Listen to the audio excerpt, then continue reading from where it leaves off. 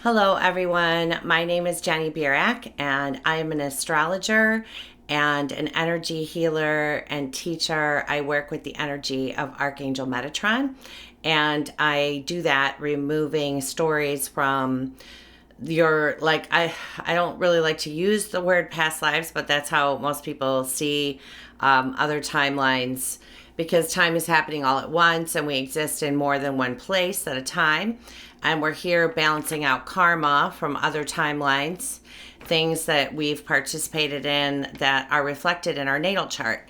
And so when I do sessions with people, we go into those timelines and we remove the stories.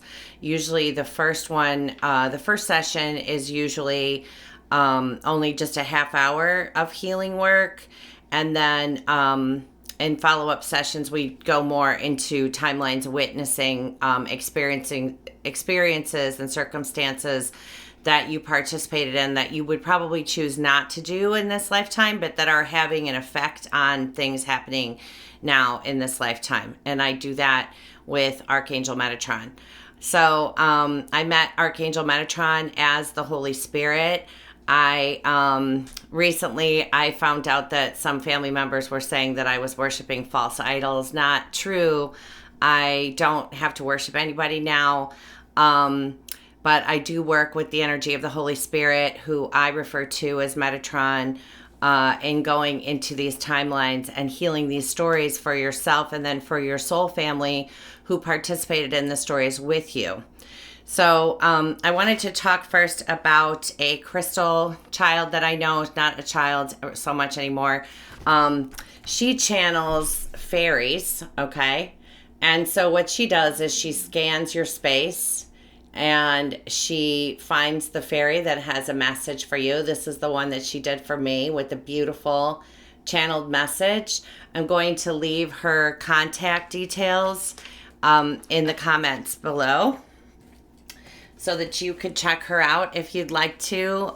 She gave me a really wonderful message last July. So I wanted to share that with all of you. So we're going to talk today about the new moon in Virgo, and then the astrology leading up to the full moon in Aries. First of all, I want to talk about what's going on with Saturn right now. I'm taping this on the 3rd of September, so Saturn is pretty much at a standstill in the sky, and we're all feeling that, okay? He's a big, heavy guy. I don't know if it affects me more because he's on my ascendant. I don't really think so. I think everybody's kind of feeling that. Mars, even though Mars is no longer in retrograde, he's still conjunct the South Node and he's way out of bounds. So it doesn't feel a whole lot different. So what's happening right now is that we feel like things are grinding to a halt, and we feel like there's a new surge, a new wave coming in, and that this new moon energy is part of that.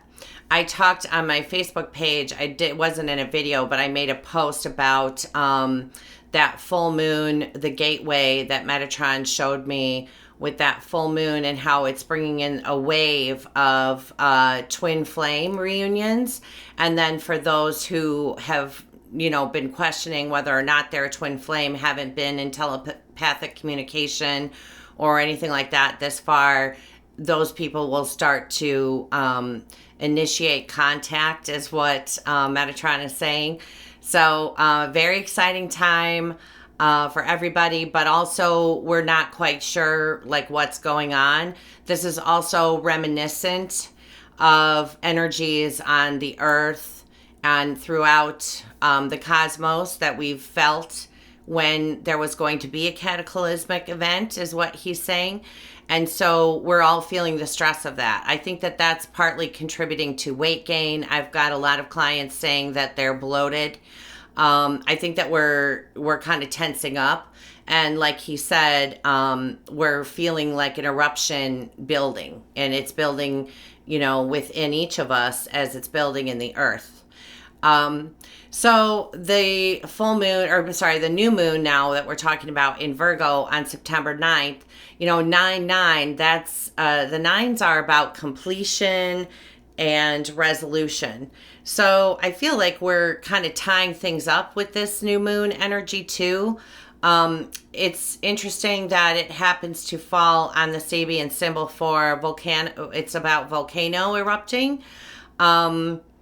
It's on that degree. It's, some people say you look to the next degree, but I go with what I get, and that's what I got. So we're all kind of feeling that it's tense, is what he's saying. We're all kind of feeling tense. I talked about on one of the videos on Facebook about, witnessing the blue ray of peace coming through all of the waters in your body. That goes a long way to relieve stress. Spending time outdoors if you can. It's still pretty nice here. But yeah, anything that you can do, meditation, anything that you can do to center yourself. I say all the time that I surrender to the process of my own transformation. I'm a Scorpio, and Pluto is a lot about resistance, but everyone has a Pluto in their chart. And so for a lot of us, that holding stuff in is being resistant, and it will show up physically. It always, whatever's going on energetically always manifests physically. With this Saturn trine Uranus energy, Saturn is, wants structure and wants everything to stay the way it is, and Uranus wants to change that. So we're kind of feeling that like push-pull kind of feeling, but it's just an uneasy, it's not like a restful energy.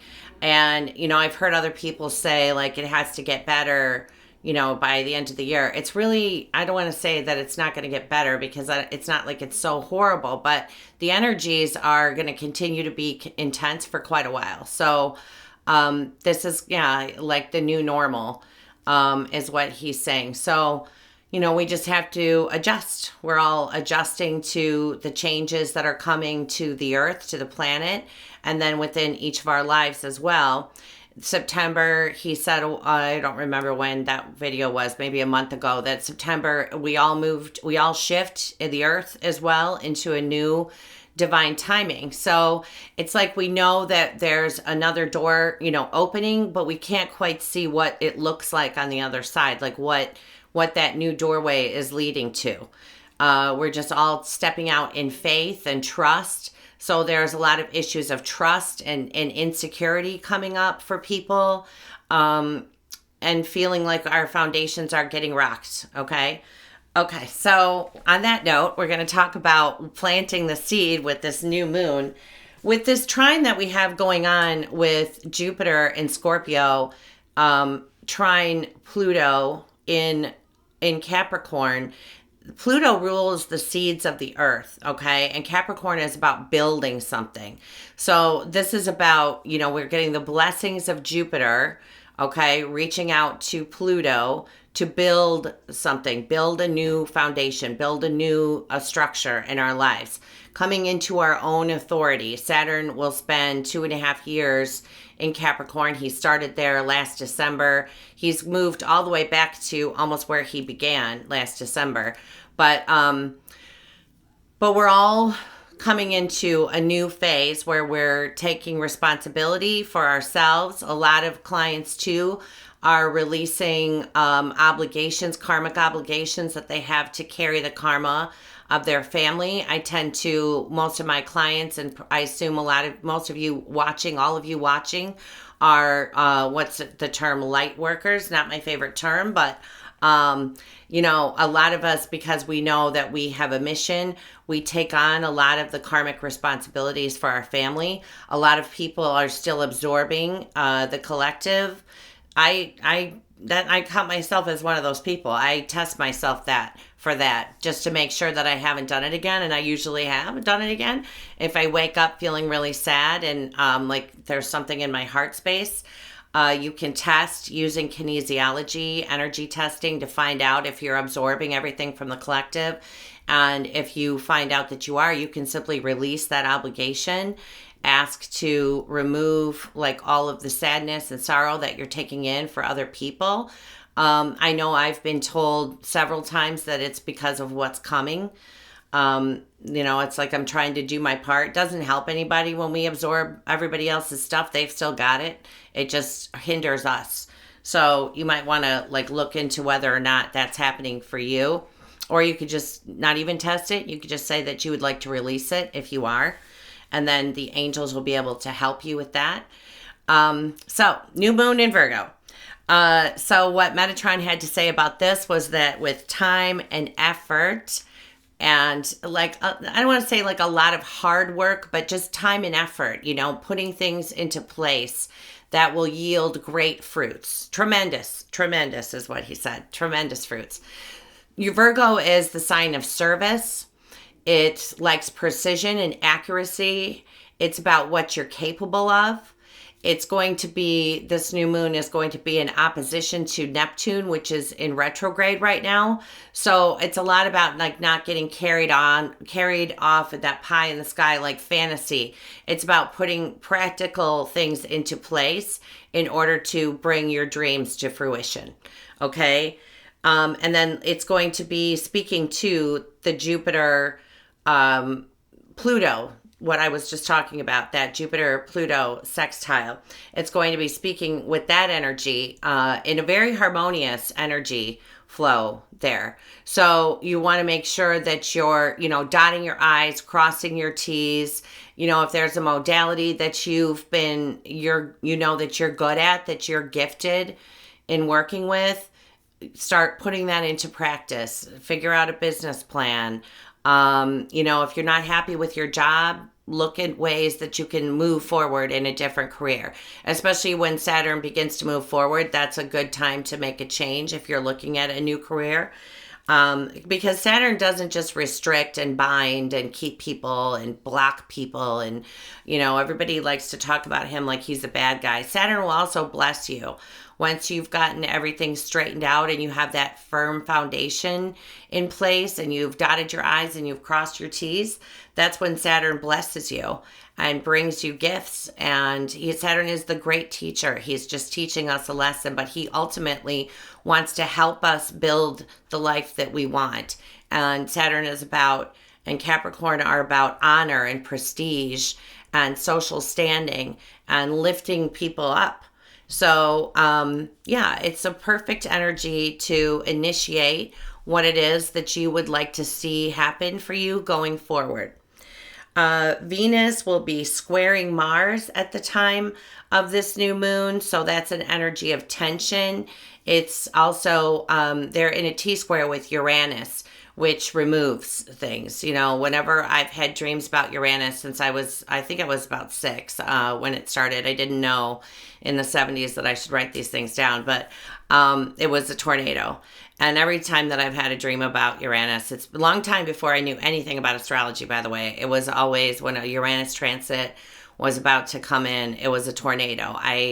When the 7 Uranus-Pluto squares came, I had a dream of 7 tornadoes. I was walking down the hill with someone who I was very close to at the time and saw it was beautiful. Like we were walking in this place that was all lush green hills, and I was looking up at the sky. I noticed 7 black tornadoes coming out of the blue sky. And I called the person when I started walking up the hill then again in my dream. The person wasn't with me. And I called the person and I said, I think something's going to happen and we're not going to speak anymore. And she laughed and said, oh, that's ridiculous. We're never going to speak anymore. And it was about 18 months later.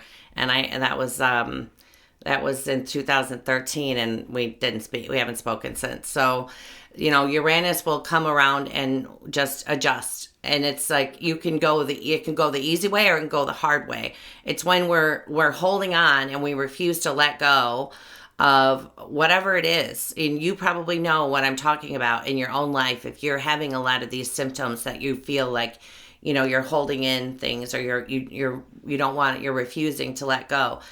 Uranus will take care of it for you. That's when the universe, it's like the judgment card, this Saturn trine Uranus.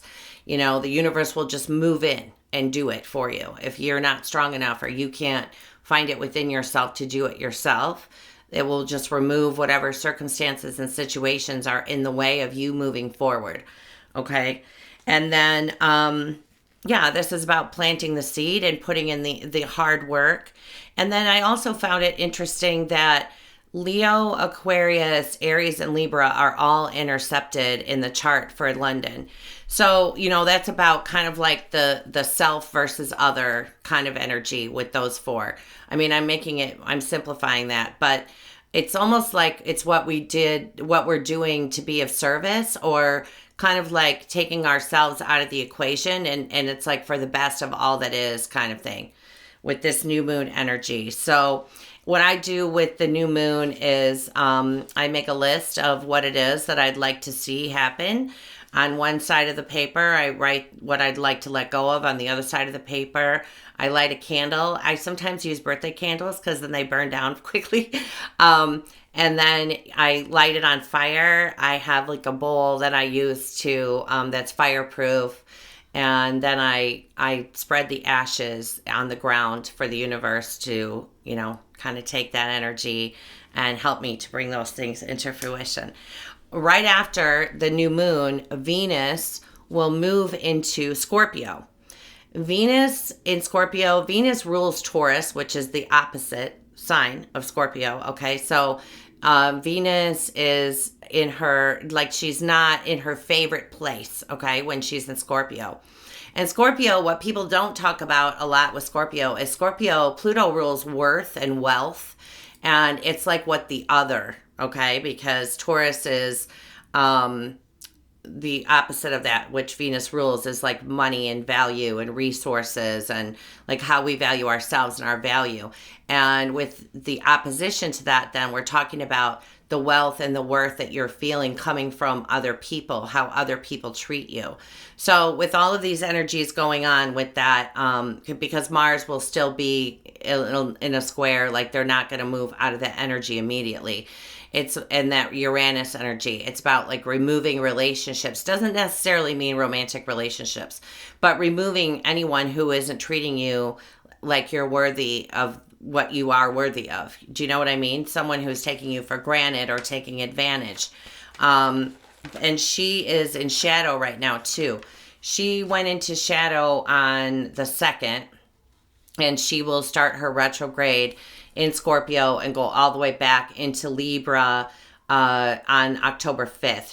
She begins her retrograde, but she's in shadow right now. So whatever issues that you have coming up, you're going to revisit those again about mid-November. I did not write down that date, but about middle of November, second week of November, we're going to come back to whatever it is that's coming up for you right now, because Venus is going to backtrack back to where she is now. And so we're going to be going through a lot of things with relationship and the story of self-worth. I'm going to talk about that a lot more in my video coming up on divine unions. I'm not going to say twin flames, because divine union is divine union, and then you get into the whole thing of like, am I a twin flame? Either way, it's divine union. So we're going to talk about that, because all of these things are coming up so that we can clear them out, so that we can come into union.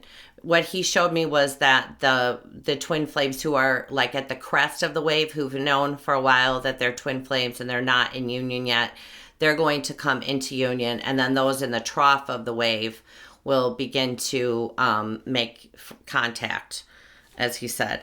On September 11th, then, Mars will move into Aquarius, where he will sextile Chiron. Now, Chiron in Aries is already answering to Mars. They'll be having like a more fervent conversation, is what he's saying. And, Mars rules men. It rules the self. It rules like our primal basic needs. And a lot of times with Chiron in Aries or Chiron in the first house, what we work on with clients is going back to a time that they felt like they were unworthy of like surviving, or it could even be suicide. So just so you know, like we're going to just be careful of, people that we know who are fragile, because this energy is intense. Mars is way out of bounds. He's with the South Node, so it's bringing up like a lot of our deep wounds that we don't even, probably aren't even conscious of, can't even put into words, what it is that's causing that pain. But that will happen on September 11th. You'll feel that build up though, because you know once they come into the aspect, you almost feel relief. I do, but it's the build up to that. So that will start probably at least the 10th. Depends on how sensitive you are when you feel these energies. But you know, it could be with that new moon. Usually new moons though aren't very emotional because the moon's invisible. But yeah, we'll feel that build up to September 11th. And then Saturn will, on the 11th, eke forward like a tiny, tiny, tiny bit.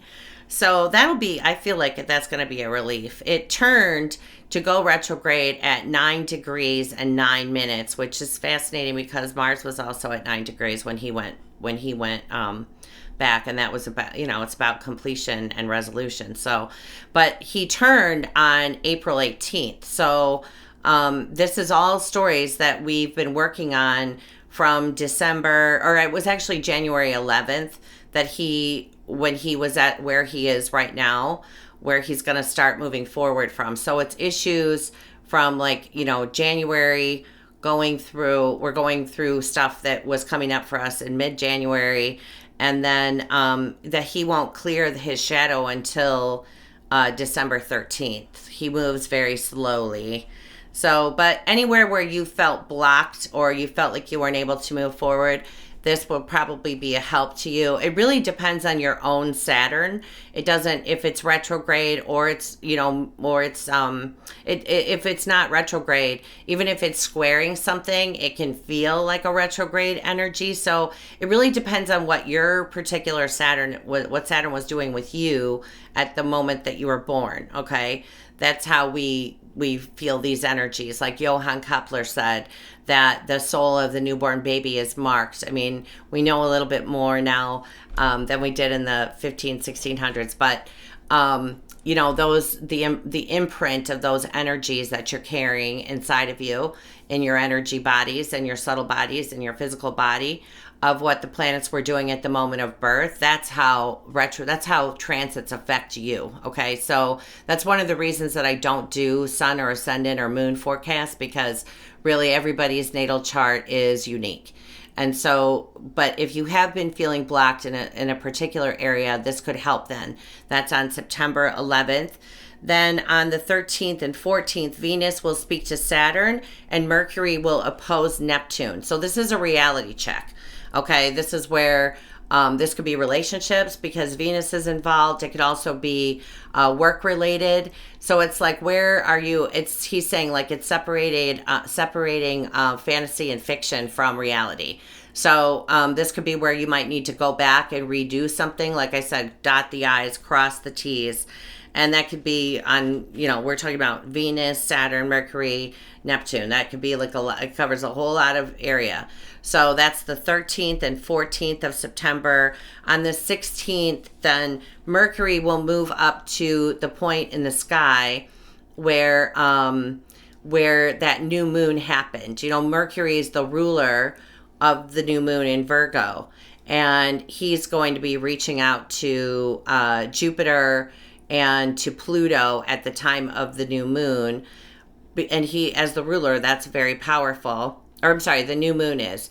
But now he's going to be at that point in the sky where the sun and moon were at the time of that new moon. So that'll be a week exactly to the day later, September 16th.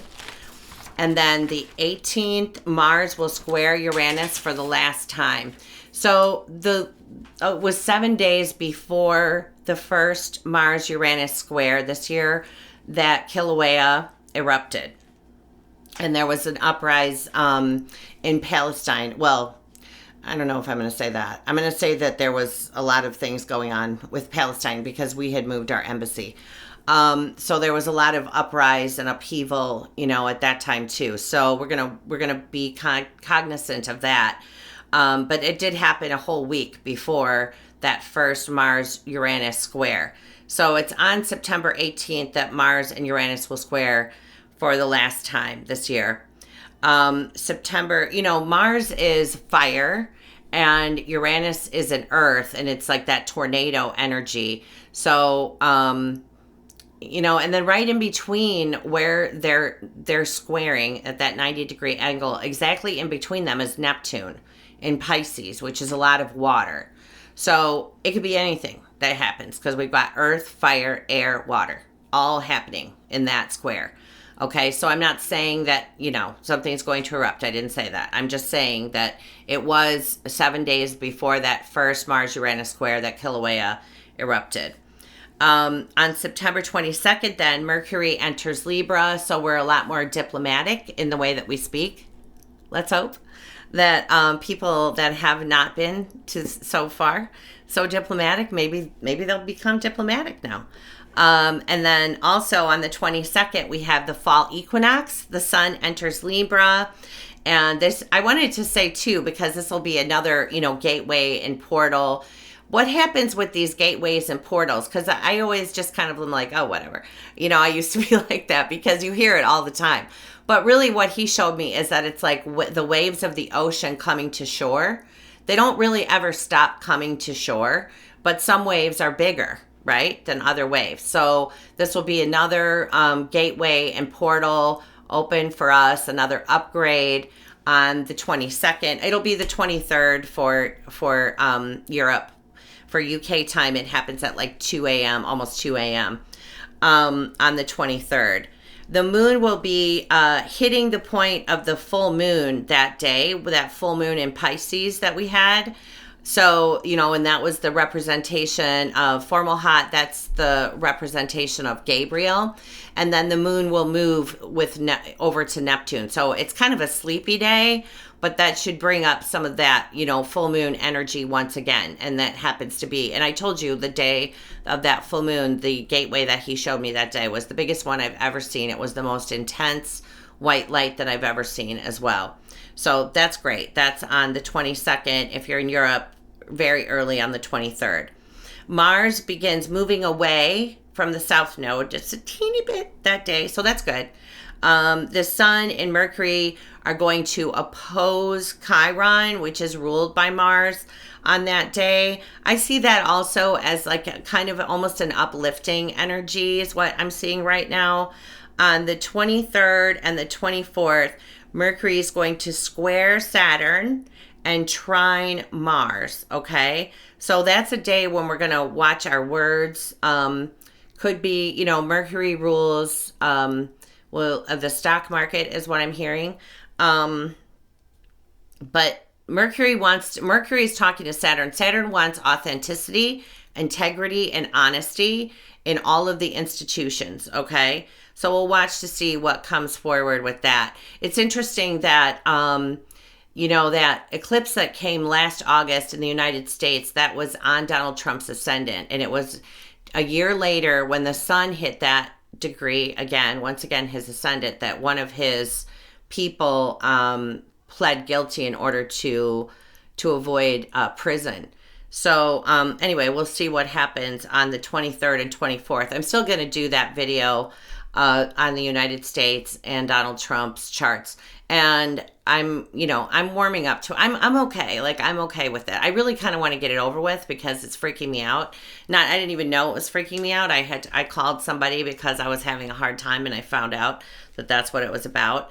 I just don't, I don't have any skin in this game. I just don't. I would say I'm progressive. But I also know that whoever's meant to be there is there.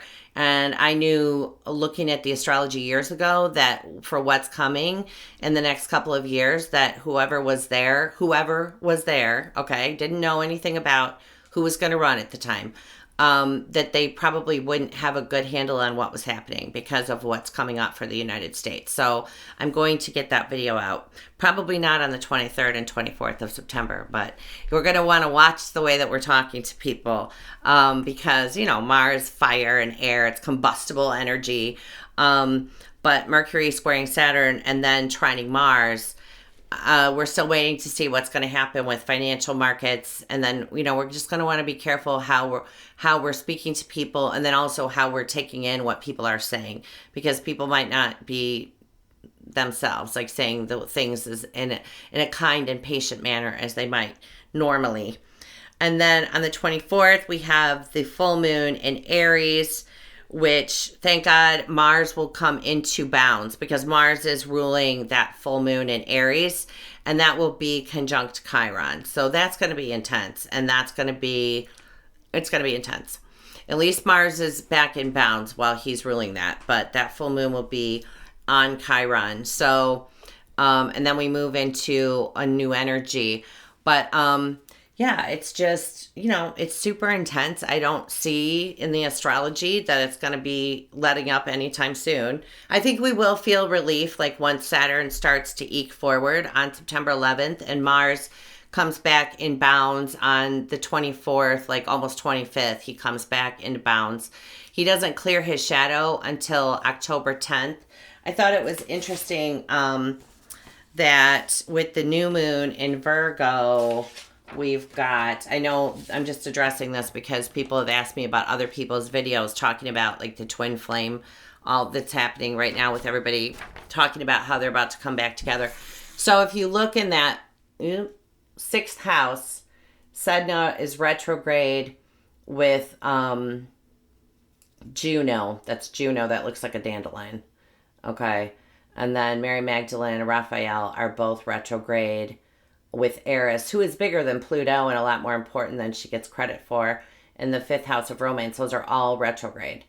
And then having those conjunct in the sixth house. Like if I was looking at this chart, if this was someone's natal chart, I would do a healing for the Juno conjunct Sedna retrograde. So I don't really see, actually I asked because of people asking me about it. What I was shown in because I was like, am I wrong about that? I saw like a trickle of some people will come together in that period, but the big wave, like moving forward, that'll come more.